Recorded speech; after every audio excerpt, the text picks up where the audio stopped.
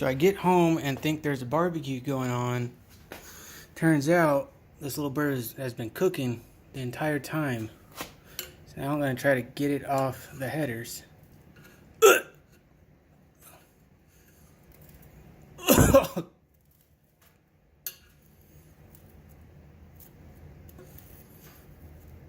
God.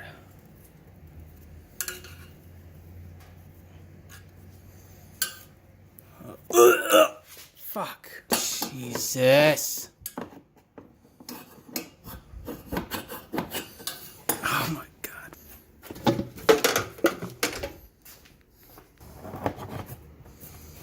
Get out of there.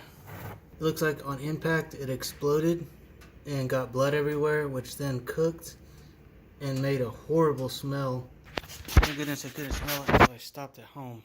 And that's how you cook a bird.